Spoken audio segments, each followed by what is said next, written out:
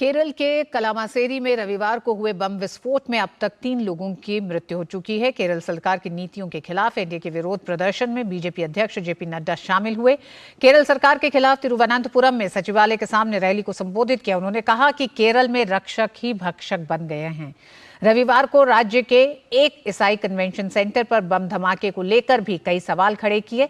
इस दौरान उन्होंने पिनराई विजयन सरकार पर निशाना साधा और कहा कि ये घटनाएं कानून व्यवस्था के मोर्चे पर विजयन सरकार की विफलता को दिखाती है। कलामासेरी जमरा कन्वेंशन सेंटर में रविवार सुबह हुए धमाके के बाद केरल में कानून व्यवस्था को लेकर बीजेपी राज्य सरकार पर हमलावर होते दिख रही है। बीजेपी ने कहा कि हाल के दिनों में राज्य में कई ऐसी घटनाएं हुई हैं जो कानून व्यवस्था के मोर्चे पर विजयन सरकार की विफलता को दिखाती है।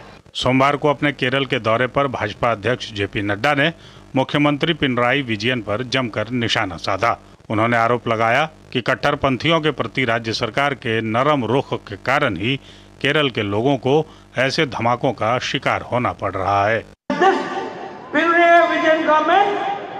is soft towards the radical forces.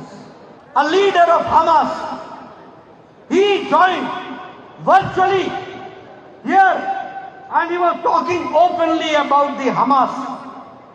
And this government was a silent spectator. What does this mean?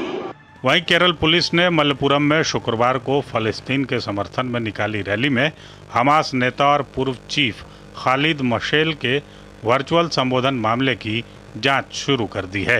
Rally Jamaat Islami की youth wing solidarity youth movement नाम के संगठन द्वारा आयोजित की गई थी। हमास नेता के संबोधन के तुरंत बाद भाजपा ने मामले में कड़ी आपत्ति भी जताई थी।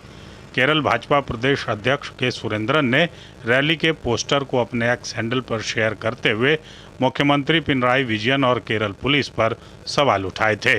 इतना ही नहीं, केरल में कानून व्यवस्था के मुद्दे पर केंद्रीय मंत्री राजीव चंद्रशेखर ने विजयन सरकार पर राज्य में तुष्टीकरण की राजनीति करने का आरोप भी मढ़ दिया। Under Chief Minister Pinarayi Vijayan, Kerala has shown increasingly a tolerance towards radical elements and radicalization. And I said this in the context of the Hamas chief being given an opportunity with no intervention by the government of Kerala or indeed the Kerala police. बहरहाल कलामासेरी में रविवार को हुए बम विस्फोट में अब तक 3 लोगों की मौत हो चुकी है। स्वास्थ्य मंत्री वीना जॉर्ज के मुताबिक 4 लोगों की हालत अब भी नाजुक बनी हुई है, जिनका इलाज एर्नाकुलम मेडिकल कॉलेज में जारी है। घटना में कुल 50 लोग घायल हुए हैं।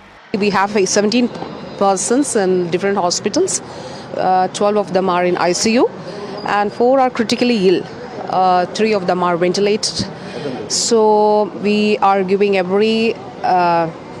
every possible support that is to be provided to them. We are giving that all those support.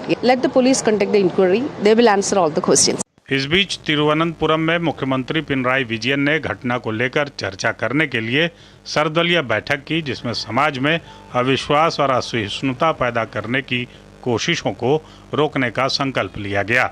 मुख्यमंत्री कार्यालय की तरफ से जारी बयान में कहा गया कि सर्वदलीय बैठक में सभी दलों ने एक सुर में समाज में विभाजन पैदा करने और लोगों को एक दूसरे से लड़ाने, मिथकों और अफवाहों को फैलाने के प्रयासों को रोकने का आग्रह किया गया। Bureau report, DD news.